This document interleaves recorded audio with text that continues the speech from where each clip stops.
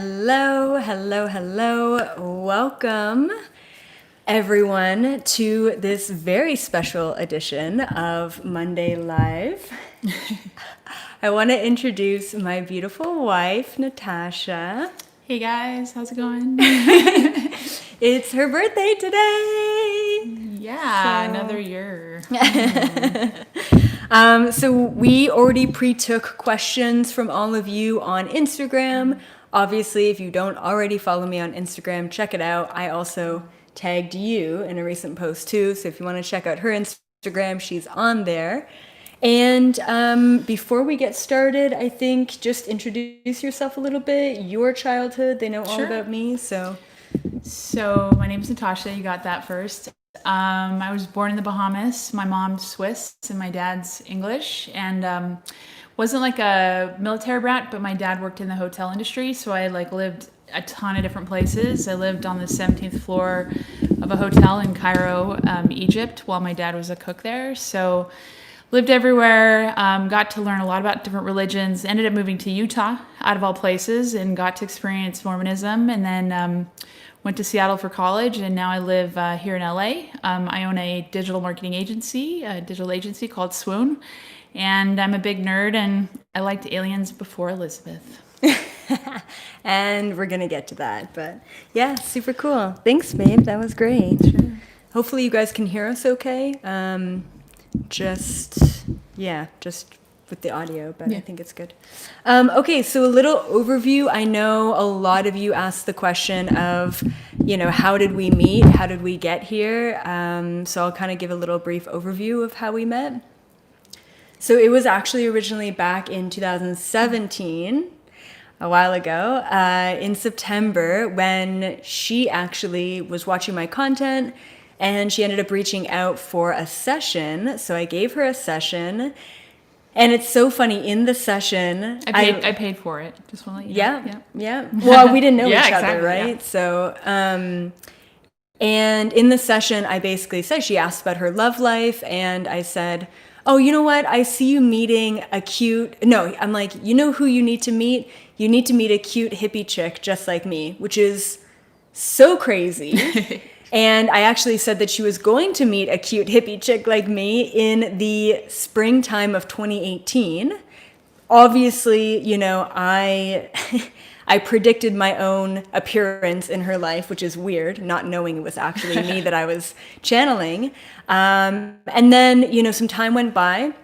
At the time in 2017, I was currently engaged in a 3-year relationship with a man.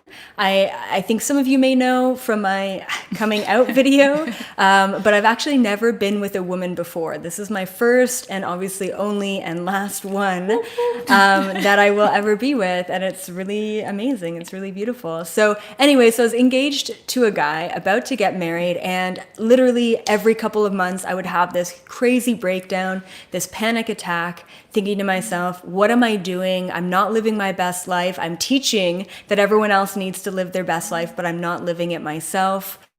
And so I was really questioning things. And then it was January of 2018 when I was, I took a bath, and I literally called out to my spirit guides and I said, guys, if I'm not on the right path, and if I'm about to, spend all of this money, time, and energy on a wedding that isn't supposed to be, let me know, give me a sign, I was really clear with my guides, and I said, don't make it a little sign, make it a big one, because I won't listen to the little signs. So then it was just a couple months later when we had our second session in March of 2018.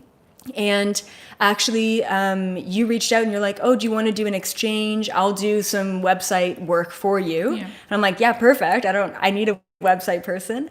And so then that's when we had our second session. And literally after the session, all of these past lifetimes started to come to me, just like a storybook. Mm-hmm. And I saw you and I in past life after past life in romantic relationships. And I remember the first thing I thought was, shit, this basically means I have to change my entire life.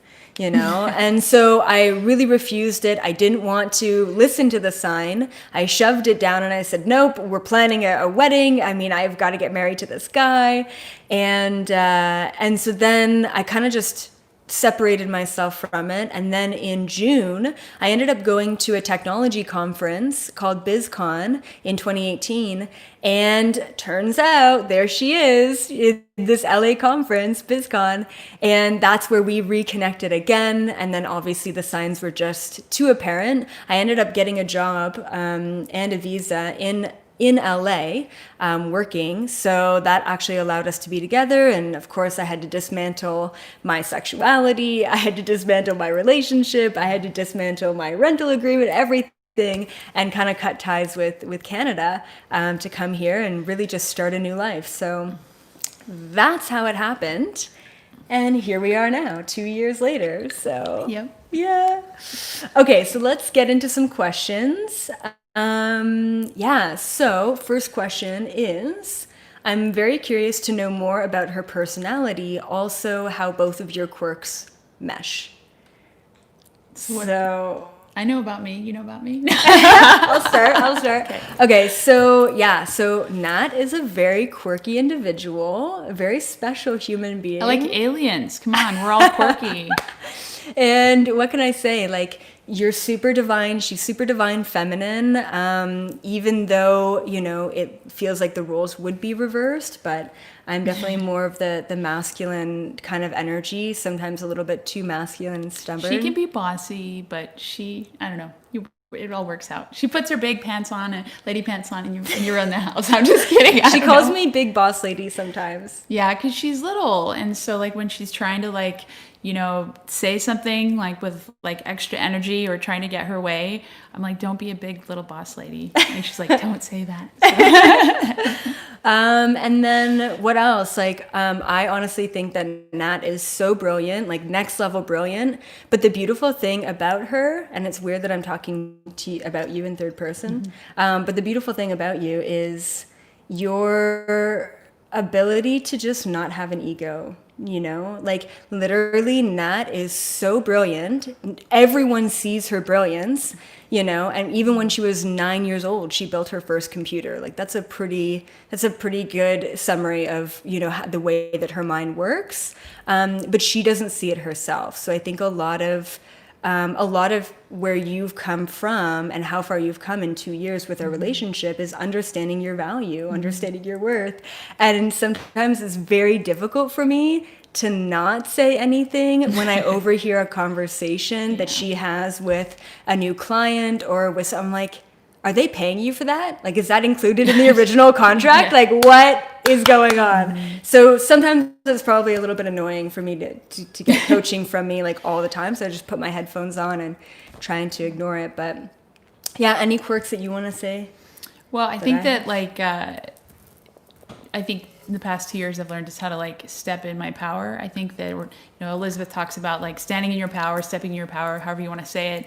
But it's like you don't really realize how powerful you are until someone else really brings it to light, you know, like so whoever that may be. But in terms of quirky personality, she kind of gets into like a regressive state when you get really excited. She'll bounce around the house, and I don't know, it reminds me of like a 6-year-old, like just really excited that it's like Christmas morning. But That's true, yeah. I guess that's quirky. Yeah. I don't know. It's every day I learn something new about Elizabeth, so that's definitely for sure. Yeah, I do like my inner child. Okay, next question here. A lot of you asked this question. Does Nat ask you to give her answers to things she wants to know? And how do you navigate through that?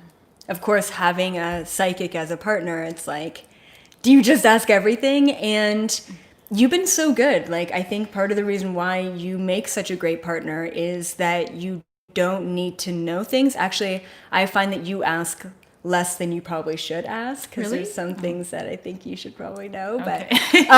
But for me, like, how do I navigate giving her information or letting her learn it on her own is intuitively, obviously, if it feels right. And sometimes your guides will literally just say no to you, or they'll say there's a better question that you can ask, rather than, am I going to get this next contract, this next work contract? It's like, no, what do you really want? Are you going to experience freedom from saying yes to that next work contract or what have you, right? So yeah, so essentially you don't really ask too much. And then for me, I don't really give you any information unless you ask for it, unless it's very apparent and your guide's like, she needs to know. Yeah, I think that like, I had seen a bunch of psychics in the past and I'd gotten my tarot cards read, and I always looked at like going to a psychic or tarot cards, like take everything with a grain of salt, and you ultimately just you have your own opinion, and it's another possible scenario of what could be in your contracts or not. And so I guess getting access or having access to someone, and to you specifically, about asking about something, it doesn't really come up very often because I'm trying to be as present as possible. This is a human. And I think when I hit that T at the road and I don't know if I need to go left or go right, it's typically actually like I know the answer, right? And when you do channel it, it's like, what is the thing that feels the most authentic? You know what I mean? The simplest, the easiest is really the way to go, So yeah, I think I probably coach you more than I give you straight information from your guides. I coach you. Oh, Yeah, you coach me? I do, yeah. She does coach me. Okay, cool. Moving on. Is it easy to live with a partner that can read your mind and know what you're thinking and feeling? And 100%, it's super easy. Actually, our relationship is kind of freaky that way. It's not just me reading your mind. You read my mind, I read your mind. And there's like this completion of, what do you need? I already know, it's. She wants ice cream. I probably already want it. And then she texts me, or I know. She does occasionally go through McDonald's drive-through, and she might want McDonald's drive-through coffee. So, I don't know, like just normal things, but like, we're definitely on the same like wavelength, but I think it's also, it's like vibration, we're listening to the same music. We're kind of in that same space. I also feel like we're really good at manifesting things as well. Oh yeah. Like it'll be freaky. Like we'll just have just a casual conversation about something, and the next day or the next freaking hour it pops up. And I'm like, babe, that's just coincidence. And she's like, no, it's not. And I'm like, it's coincidence. You're getting better at understanding that it's freaking magical. So it's just good to be aware of it, whether it's coincidence or, something else. Ooh. Yeah. Okay, cool. Did Natasha already have experiences with ETs or spiritual abilities prior to meeting you, or did you crack her wide open? I would say that I have been the psychic attractor. I've had lots of psychic friends in LA, and I feel like my mom and I had tea leaves read when I was younger in Egypt. So I've always had some level of like what's out there. My grandmother was very Catholic, talked to me about ghosts, and was always kind of just interested in theology and like what's out there, what's in the sky. I had an alien tattoo before I met Elizabeth. But yeah, I didn't know that like there was so much stuff going on, and outside of, I thought a lot of it was sci-fi, to be quite honest. And I think deep down you knew, though. Maybe, yeah, like, but it's like, but I think that. everyone wants to, like, the default of like American society or the world wants to basically say, oh, that's just sci-fi. You know what I mean? Right. And then when you open up and you're like, actually, it's not. Yeah.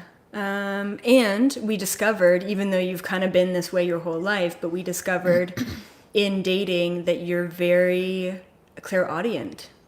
Yeah. So definitely. I don't have any clairaudient abilities at all, like zero.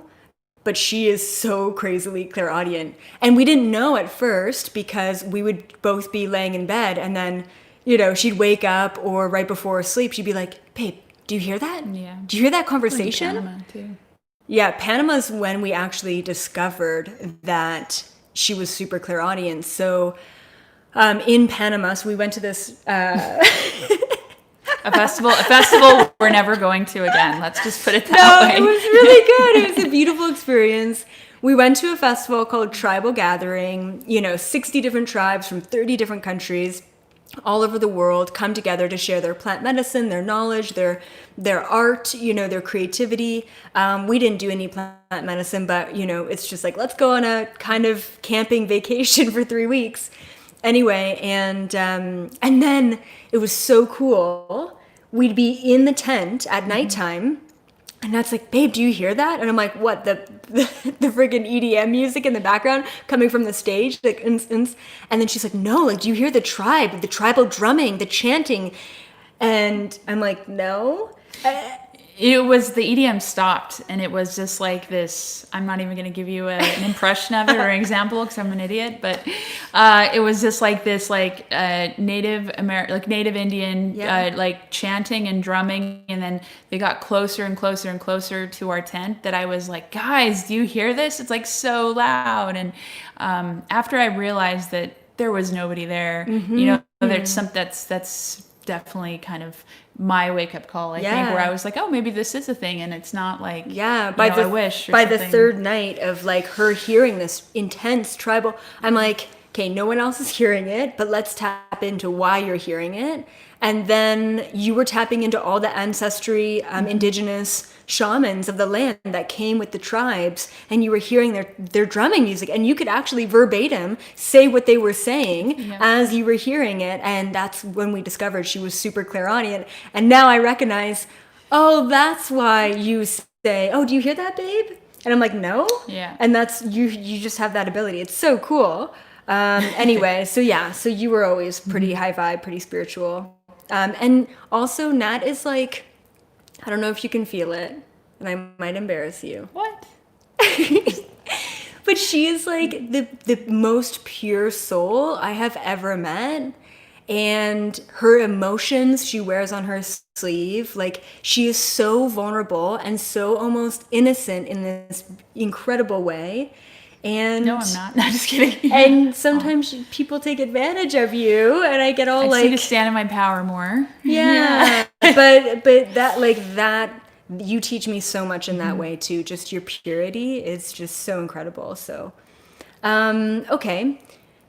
Does EA's abilities ever have a negative effect on your relationship? So the answer is no, but what I will say is this is more about like how everything is an energetic interaction. And when we first got together and she moved in, she would have like 4 or 5 sessions in the day. And I would be at work too, but like when 6 p.m. hit, I'm like wanting to get into this like work subject or talk to her about something. And I could feel that she wasn't resonating at first, and I took it personally. And so it wasn't until I was like, oh my God, I'm so stupid. She's just been like depleted because she's been channeling for 5-6 hours. And here I am asking for her full attention to give me her opinion on something that's maybe too technical to even talk about, because I just like talking about that kind of stuff. That's kind of when I realized where we have to create that space for the times that we do reconnect, like by having like a date night and things like that. But it's also checking in on what does her energy feel like versus mine, versus just going kind of balls to the wall with saying whatever I want to say. So I would say being more observant about that has definitely helped us get into that space where we kind of we both check each other, I think. Yeah, exactly. Yeah, I think like on camera there's a lot of like energy and bubbly and go, and even in sessions it's a lot of go, and then at the end of the day I'm just so drained. And the way that that Nat's mind functions, it's like you hyper function. And when we first met, it was like we would get into these huge, intense, deep conversations, and then we would watch a documentary about something quantum physics or something else that's deep, and it was just so stimulating all the time. And I basically had to tell her, like, we need to put the brakes on this and watch a stupid reality show, and I need to just melt my mind for 2 minutes, because it's just too much. It was just too much stimulation for me. So it's finding that balance. And now I don't really, you know me so well, you can read me like that and her energy is enough to support this conversation or what have you. So, and I also kind of noticed too, and like I guess it's like so weird to even bring up, but she likes to watch like kind of stupid, dumb, cheesy like TV shows, and I'm like, they're brainless, like 90 Day Fiance or something silly like that. And I'm like, babe, why are you watching that? And she wants to watch that because it has to do with something completely different outside of spirituality. And then when she comes in the bedroom, I'm like watching this like YouTube UFO documentary talking about like alternate space and mathematics, and it's like 11 o'clock, and she can't watch it. But that's when I'm like, oh, that's why you watch the mindless stuff, because you just need to like, I have that. You just need all to check day. out. I have so I get it. Yeah. I don't need any more. No more. Okay, cool. What is the craziest supernatural experience you have both experienced together in this lifetime or another? A lot. Like every day. I know. Things are weird together. Like, I don't know about you and other relationships, but I haven't had weird experiences like that with other people. I think that, the first week that we got here to Joshua Tree, we couldn't sleep in the bedroom because we were just like up all night, and I guess it's like being in a new place. And then we vortex. we discovered that there was a giant vortex. And then in the bedroom. I ended up like waking up one night completely frozen, feeling like my body's being pushed down on me, and this green light around me, and I like literally was like, babe, to like wake her up, because I was like scared to death of what was happening, and I didn't know if I was like getting abducted or what the hell that was, or if that was just like some Joshua Tree vibes. But I don't know. So we have some weird kind of like things like that, or just synchronistic things. A lot of happen, glitches in the Matrix. Yeah, like Mandela effects. I tend to like duplicate things, lose things, and then find it again, but there'll be two of them. Yeah. So. And what else? We got abducted in New Mexico. Oh yeah, that's right. That was weird and freaky. We were, we went to a conference that I was speaking, an alien conference that I was speaking at in New Mexico, and Nat came along.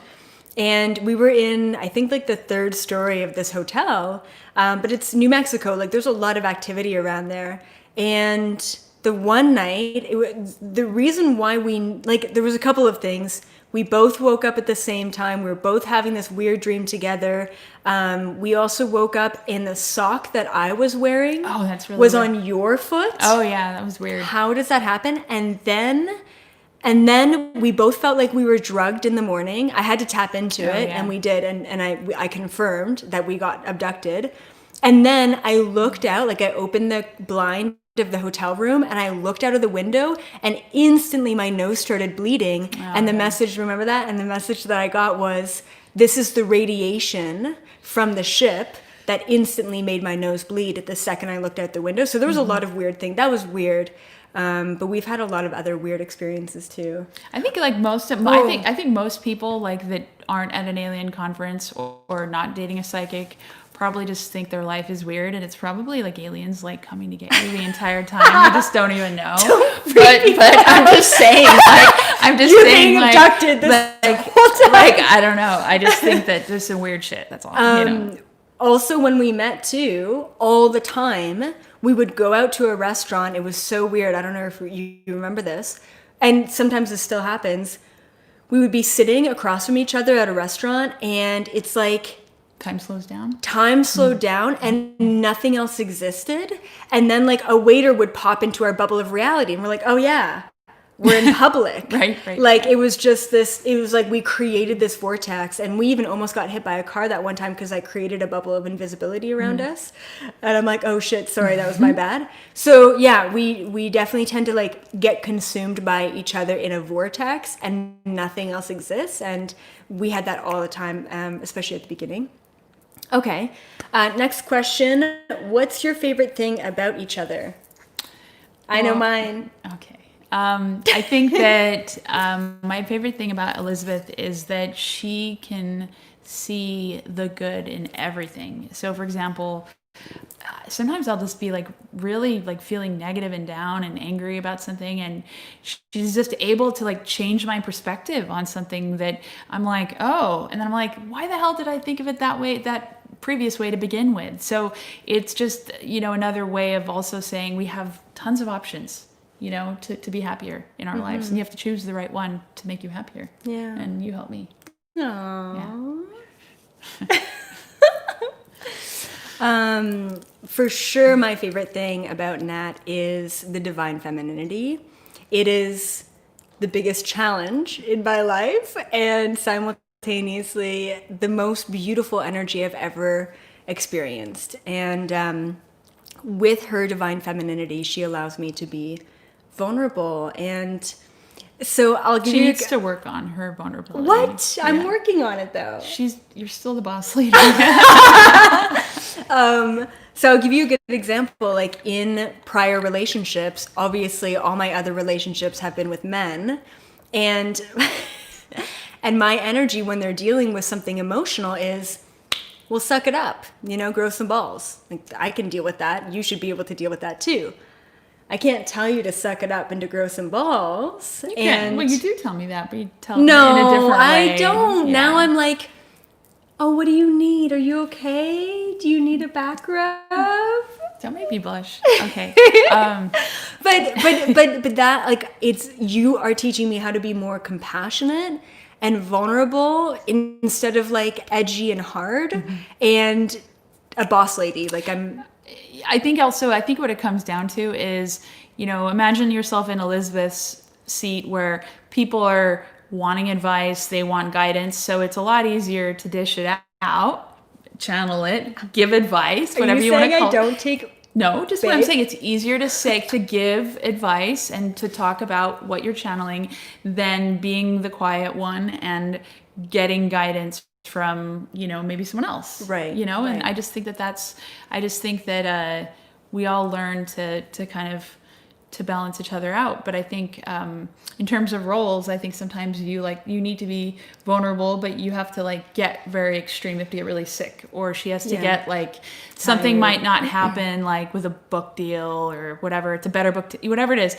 It's she has to get to the low to get vulnerable, and then stuff like that. But I'm working on it. You're good. When we first met, it in my last relationship, it was always an ego battle of I'm right, no, I'm right. Mm-hmm. And Nat doesn't really care about being right. So it completely diffuses my need to be competitive. You're like, okay, cool, you're right. And I'm like, now it's not fun. You got to pick and choose your battles in this world, right? You don't need to argue about everything. And also it's maybe what's right is what she wants to do or what I want to do. But well, you're right a lot in the relationship. Well, I'm left-handed, so. Yeah. Okay, so what roles do you have in the relationship? I'm the dude. I don't know if you know how gay relationships work. I'm learning. They don't all work like that. She just wants to she just doesn't if there's a Ken and a Barbie, she's the Ken and I have to be the Barbie, but I don't want to be the Barbie. You can be the Barbie. No, I do not want to be. Can I dress you up? No, you can't. But anyway, the roles. So it's so beautiful. There's no roles in the gay world. Everything's fluid, but sometimes people want to take charge. Well, I think we mix it up back and forth. I mean, with Nat and I, it's if she gets sick, I'm well and I can take care of her. If I get sick, she's well and she can take care of me. If I'm having a shitty day, she's having a great day. It's so beautiful how literally, I don't want to say we complete each other, but there's this meshing that happens of opposites, and it works in such a beautiful way together. I think it goes back to the whole checking each other's energy, right? If I see that she's really feeling really drained or something, I could feel just as drained, but by checking into her energy, feeling that I need to kind of energy up in a sense to be that partner at that time. It's kind of intuitively knowing hey, I need to kind of put my stuff to the side and take care of her, Mm-hmm. So yeah mm-hmm. Okay, how do you guys navigate disagreements or complete opposite opinions and beliefs? It's a good question. We don't really fight. You always think you're right. Ever. I do think I'm right too, a little bit too often. Yeah. But she's not always right. No, you're actually right a lot of the time. How do we navigate disagreements? Oh, you know what? We talk about it. That's literally... There's that. I learned that, though. That's a very new tactic for me because as a more divine masculine energy. It's like, I don't know how to deal with the emotion. I shut down, I walk away. I literally didn't know how to talk about things. And then I realized that, and all you guys out there, dealing with women, that if you don't talk about it, you're only going to perpetuate it. And so an hour-long conversation then turns into 6 hours of conversation. And, so if you just, like, now I'm learning how to deal with it and tackle it, and you are so good about holding space for communicating and expressing. And I think sometimes I communicate in a very divine masculine way of like being efficient and effective and a little bit edgy, like not compassionate in my communication with her as a partner. And then you communicate in a way that's almost like 5 stories in one. And it's so overwhelming for me. I'm like, what's the point here? So when you and I just kind of give each other space to open up and communicate in the ways that we know how to, but me being a little bit more compassionate, you being a little bit more efficient, we actually meet our divine masculine feminine communication in the middle, and it literally works every time. Like, communication is so key, but we don't really disagree a lot. Mostly we laugh a lot. Well, I was gonna say that like there's also like you got to have like the right tool sets too. Like, and one of the things that I noticed is, like, women, we definitely can over talk sometimes. You need to learn when to like stop. And so I call that like relationship spiraling, like where she's saying something, I'm saying something, we're just not really kind of getting each other. And it's like, if we're spiraling, I know that it's just like we're not on the same page, and we just, go and watch another UFO documentary, and you go and do something, I don't know, watch some cheesy thing, and then you kind of reconnect, because when you're spiraling, I think you're clearly not getting your point across, right? And I think that's what it is. So creating some space, and then being able to be direct and giving you exactly what I need, and you give exactly. Cool. Okay. I kind of mentioned this a little bit, but how did Natasha help you understand what it means to be vulnerable? It's Mexico. like, well, yeah, I mean, but you don't teach me how to be vulnerable. You are just so vulnerable and so pure in your essence that I can't help but learn just from observing who you are. And like I said, sometimes you're so vulnerable, you get taken advantage of in business, because you don't see how brilliant you are. And I really it's like I have to break down my walls in her presence, because it wouldn't work otherwise if my walls were up. It doesn't work if my walls are up.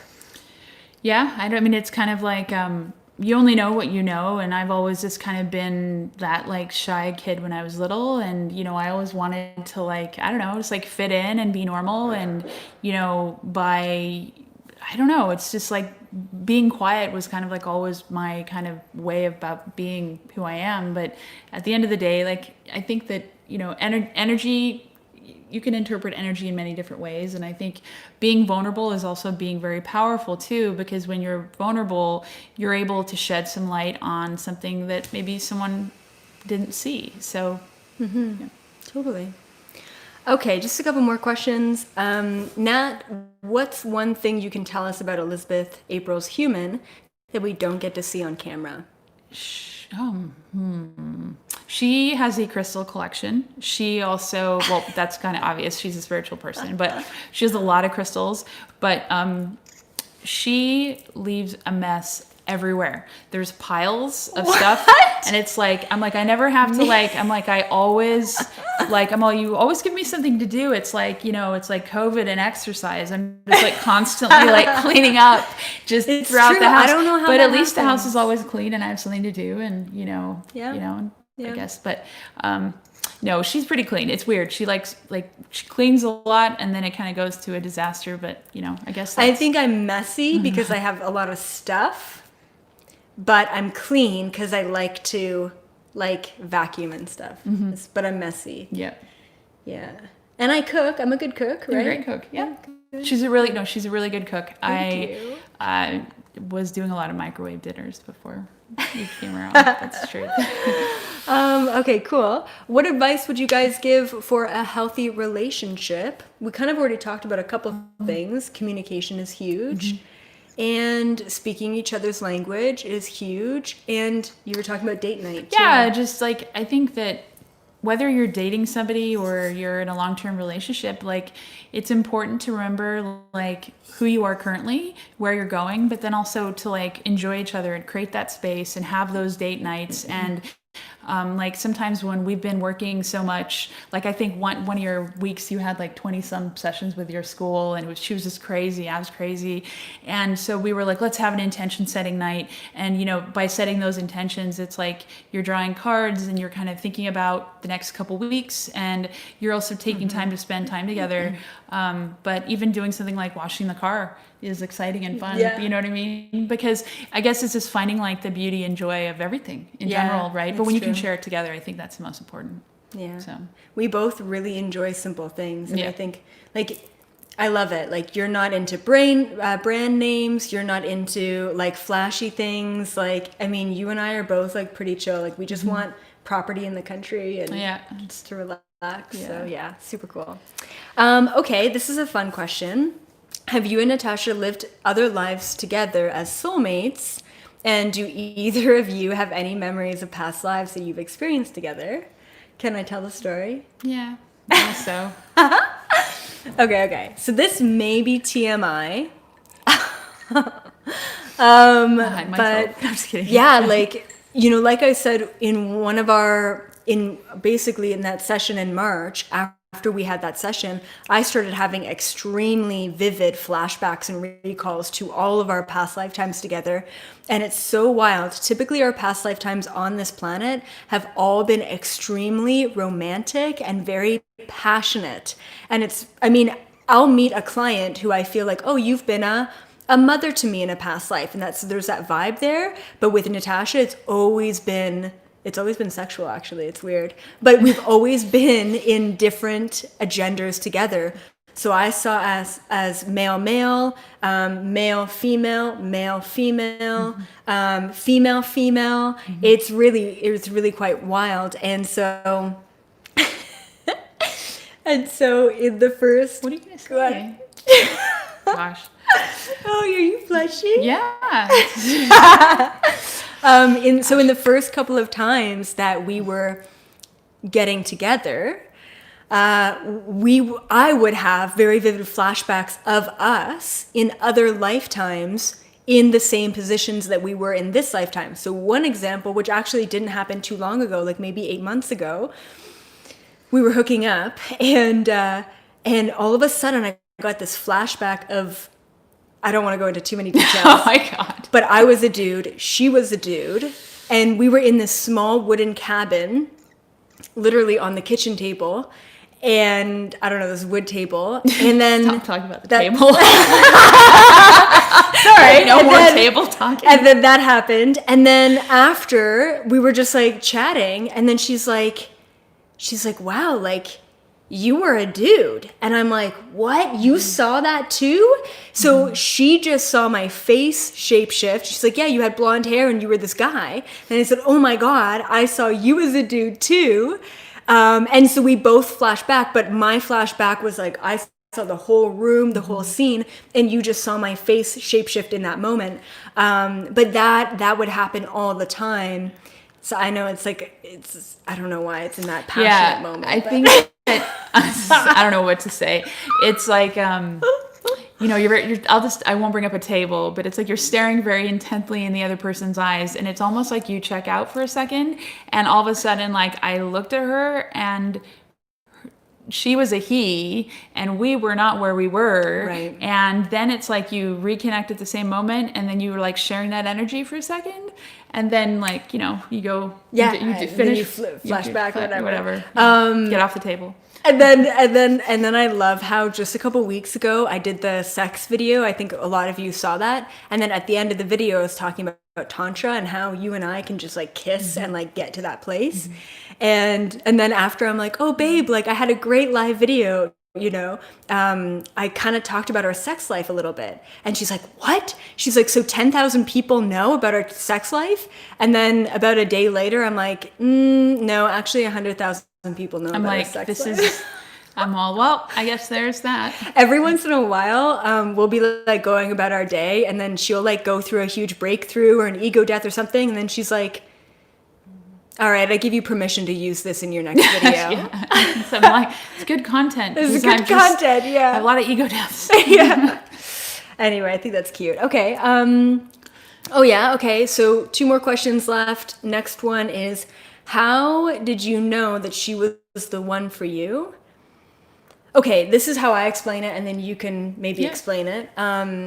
For me, it was like, I don't know how else to explain it, but when we reconnected, it was fire. And this is how I explain to my brother, you know, dating other women. This is how I explain to my friends dating. It's like, oh, I dated this guy last weekend. Okay, cool. Well, was it fire? And they're like, what do you mean? It's like, are you obsessed with them? Do you need to know everything that there is to know about that person? Like, no, I don't really care. You know, that's not fire, right? Like, I've never had this kind of intense fire with someone before in my life. Like, even to this day, I'm still obsessed with you. Aww. Yeah, So cute. in a creepy way. Yeah. Like, obsession isn't good, but The anyway, psychic creeper. the psychic creeper. Actually, it's so funny. You just reminded me. When we were like just chatting, and I was in Canada and you were in LA, and we were just friends. We were just like chatting. I would actually, so bad, like astral travel. Oh, yeah. Remember that? And so I would astral travel into her place. I don't know if I got your permission or not, but I just did this. I don't do this with anyone else, but I asked her to travel over to her place, and then the one day I texted you, and I'm like, hey, are you okay? Like, I saw you pacing in your condo, and you seemed very agitated and frustrated, but I saw you pacing. And she's like, oh my God, how did you see that? Because you were on the phone and you were just pacing back and forth, and you're like, how did you know I was pacing? I'm like, I don't know. It's just a good guess. Anyway, so I would creep on you actually at the beginning, but I wouldn't creep on you like in the shower or anything. Oh, You can I'm do the- sorry. come on. I could do that actually. No. Anyway, so yeah, so you can answer the question. I'm like, I can't astral travel, so I wasn't a creeper, psychic creeper. But to me, it was more like I read a text message, and I was just like driving, and I remember like grabbing a drink that was in my center console, and I just thought about something she said, and I was like, oh my God, I'm gonna marry this woman. I don't know. It was like this instant, like I knew. And like, you know, my mom always said, you know, the right person, you don't want to try to like figure it out or have a conversation, or you know, if it's 6 weeks later and you still don't know what's up in the relationship, it's like, forget it. It's like, you want to be obsessed about each other. And I think that I just felt that immediate kind of connection, wanting to figure it out. And you know, Elizabeth's not very black and white. She's, you know, everything in the cosmos. So it's hard to kind of figure out, you know, what I love so many new things every day about you. You know what I mean? But ultimately, it's the, you know, just who you are as a human, I think, is the most important thing too. Our relationship has been super easy too. Yeah. Like, I mean, we live and work together in an 800 square foot place 24/7. And yet it's been the easiest relationship I've ever been in, you know? I think though too, it's like she'll be at her desk and I'll be at mine, but it's like, you know, I respect like her calls with her clients. You know, I'm usually not in the same room when she has calls with clients. It's private, you know, vice versa. So I think that there's just like a deep respect for each other and what we do. And it's, you know, we're always evolving.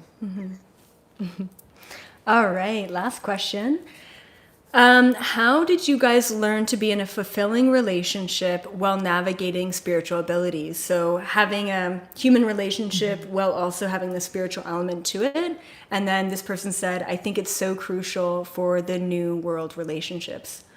The balance. How do we balance spirituality in our relationship and then being human? But I'll say something first, which is... What, are you going to embarrass me again? No, I'm not.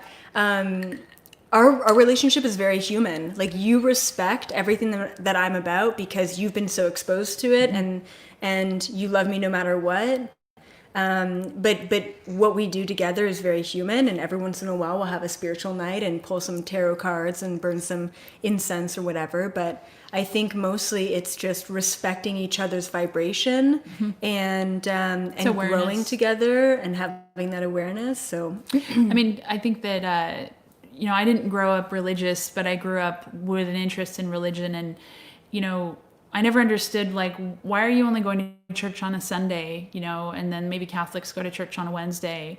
And it's like, well, I just didn't get how black and white that was. And I feel like being spiritual is like just trying to be present. As long as you're present, that's a simple spirituality as it is. And I think that navigating spiritual abilities, there's a time and a place for that, right? So that you're connecting at the right type of thing. But then I think, you know, in the spiritual community, I think that there's a lot of, there's like a hippy dippy, everyone's polyamorous and whatever. And I think that like everything is unique to everyone else. To everyone is unique, and different things work for different people. And I think it's awesome. I think just like you don't want to like Bible thump from a Christian perspective, you don't want to or spiritual thump. That's a weird kind of spiritual thing. But you don't want to do that either. So it's just about being present and respecting the space and the people around you. You know, and you just hope for the same thing back. Totally. Like in a partner and you know, whoever we meet. Totally. Well, thank you all so much for being here and supporting this beautiful union and relationship, and I just super appreciate all of you guys. Today's Natasha's birthday and her mom's birthday, Monique's birthday, so you can say happy birthday to both of them. And then my birthday will be on Wednesday, so 2 Cancers, and it's never been better, actually. I know. Yeah. Thanks, guys. It's nice to meet you, and see you later. Bye everyone. Bye.